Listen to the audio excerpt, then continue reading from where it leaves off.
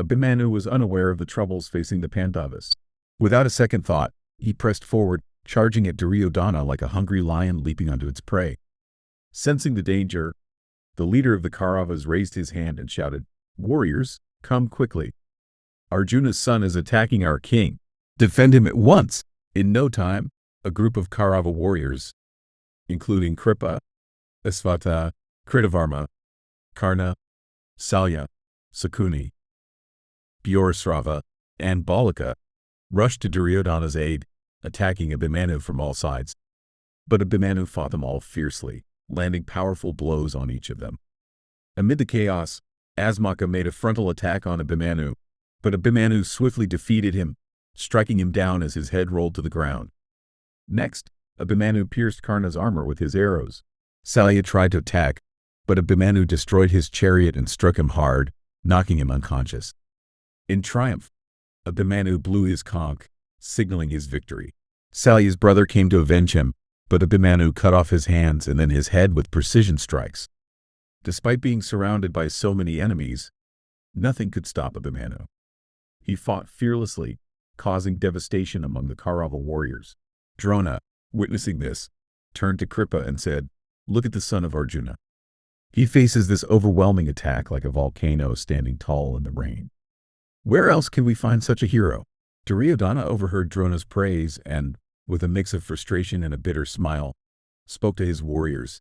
"This young fool continues his rampage because our general, Drona, is too soft on him. He clearly favors Abhimanyu and his father. If it weren't for that, he wouldn't have come this far. It's time we stop him for good. Let's all surround him and end this madness." Dussasana, full of confidence, declared, "I'll finish him off in a one-on-one fight.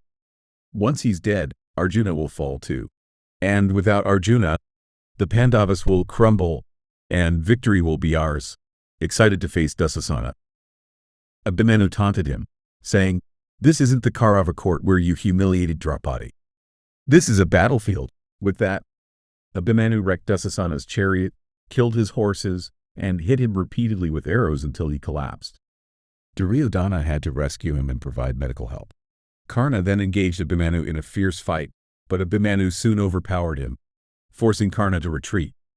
Once again, Abhimanyu blew his conch in celebration. Karna's brother tried to challenge Abhimanyu but met his end. Even Vrishasena, who came next, was no match for Abhimanyu's relentless energy.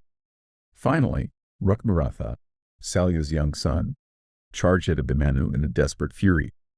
But Abhimanyu was quick and skilled, shooting 3 arrows at once, with one of them cutting off Rukmaratha's right hand.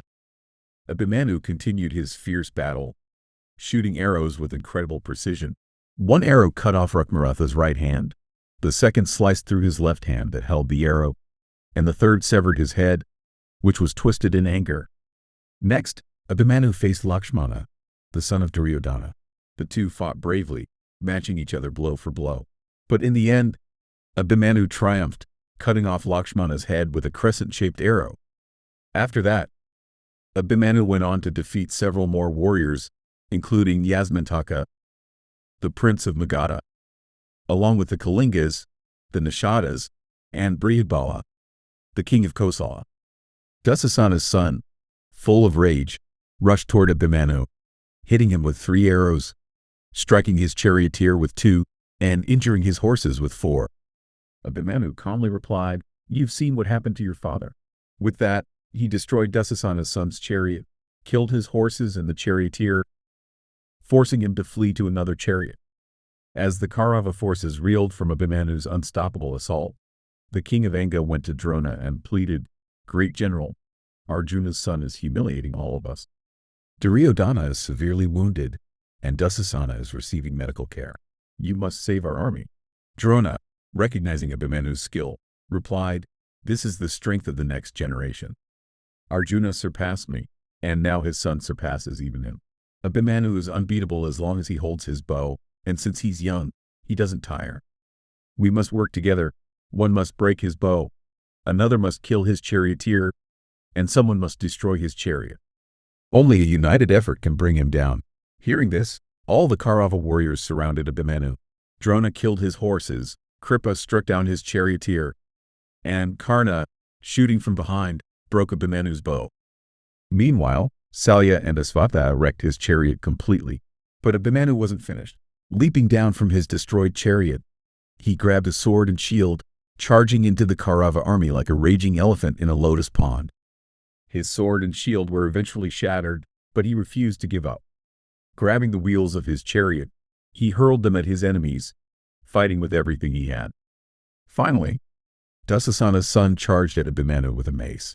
The two warriors clashed in a fierce battle, and in the end, both of them fell to the ground, lifeless. The Kaurava army blew their conches, and the air was filled with their cries of victory. But amidst the celebration, some of the good-hearted warriors in the Kaurava ranks silently shed tears. Sanjaya, narrating the events to Dhritarashtra, said, "As the Kaurava soldiers danced in triumph around Abhimanyu's lifeless body, like hunters celebrating over their kill, your son Yuyutsu could not hold back his grief. He cried out, 'Shame on you, Kaurava warriors! You've broken the sacred code of honor. Celebrate today in your wicked joy, but know this, you will face the consequences tomorrow.'" This is not just the death of Abhimanyu. Today, on the sacred battlefield of Kurukshetra, the very spirit of martial honor has been slain. With those words, Yuyutsu threw down his weapons and left the battlefield,